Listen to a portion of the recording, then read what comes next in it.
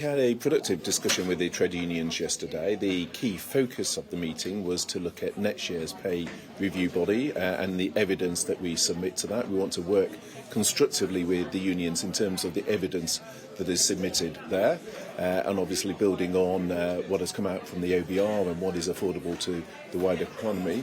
But of course, as part of that meeting, we also listened to the trade unions in terms of their concerns in respect of this year. That's part of a wider discussion that is happening across government, where other departments, other secretaries of state are meeting with their trade unions. And of course, I will take those messages back from the health unions in terms of my discussions with the Chancellor.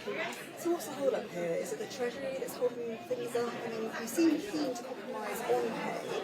Why is it taking so long? Well, the right process is to look at next year's independent pay review body.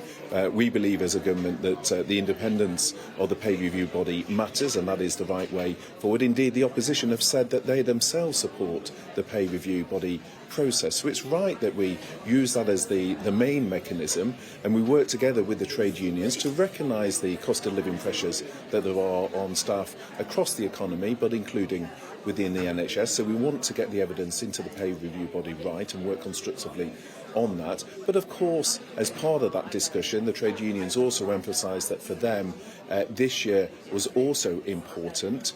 We're having a conversation across government with trade unions because obviously this impacts on a number of departments, and I will take those messages back in my discussions with the Chancellor. So you're saying you are going to push the Chancellor for there to be some change in this year's pay body? Well, the Prime Minister, the government's been consistent throughout that we have an independent pay review body process, and that is the right way forward, and we've been consistent on that, and that is why, given not least that we're more than 3/4 of the way through, we don't think it would be appropriate to go back to last April, to retrospectively go back all those months in terms of what has already happened this year. We had a process that looked at the issues in the round, but at the same time we want to listen to the trade unions, we want to engage with them constructively, we want to get the right evidence into the pay review body next year, and of course they made further representations in terms of this year, notwithstanding that we're more than 3/4 of the way through the year, and it is right that we listen to those concerns. So from what I'm hearing, you're not going to backdate it, but there might be a plan for next year? What I'm saying is we're particularly focused on the pay review body, which will start from April. That is the right approach. We've been consistent on that. But at the same time, we're engaging, we're listening, we're working with trade union colleagues because we recognise there's very real pressure on the health system at the moment. And as part of that, obviously, it is not helpful to have the strikes tomorrow. That is a concern in terms of ambulances. A key part of my visit today is to see the fantastic work that the team are doing here at London Central and West. They take over 600,000 111 calls a year. They do a formidable job in terms of dealing with urgent calls. Of course, if people have an urgent call issue, it is important that they call 111. If they have an emergency, then of course 999. But there will be pressure on the system tomorrow, so it's important that people are bearing that in mind in terms of calling 111 if it's an urgent matter. Do you understand the level of anger among health workers when it's suggested that they should work harder for any pay increase? Well, that wasn't said in the meeting, and the trade union leader that made those comments outside the Department of Health, bizarrely, wasn't actually in the meeting on which he was commenting. And I saw he did a media round again this morning talking about a meeting that he wasn't actually at.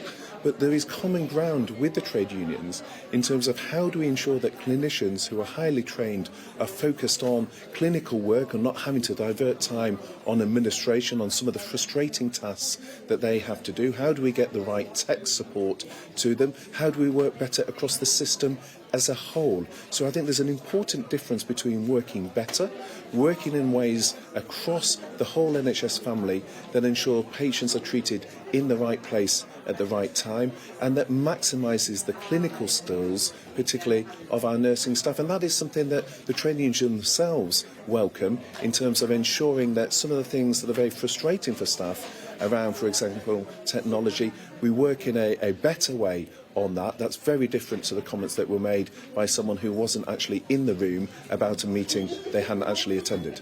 There are many NHS workers who feel, just last question, there are many NHS workers who feel you don't understand the scale of issues that they are currently facing.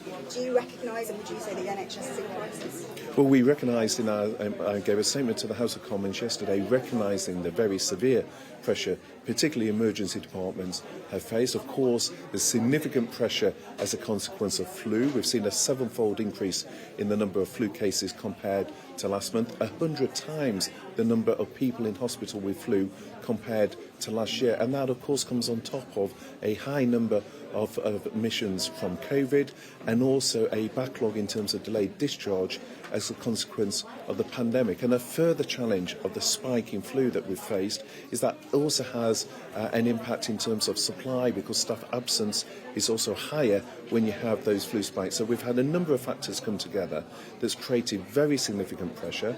That's why in the House of Commons yesterday I announced a further £250 million of funding that we've reprioritised within our budget, responding to what I have heard over Christmas in terms of the pressures faced by the system, listening particularly to the frontline in emergency departments who said that they wanted some further capacity, which we're putting in place through modular capacity, but also in particular a renewed focus on delayed discharge. So we targeted that in the autumn statement, the extra £500 million that local authorities and integrated care boards have been rolling out. We set out a further £200 million yesterday in the House of Commons, responding to the very real concerns that have been raised with me. It shows that we're listening and acting on those pressures that the front line is facing.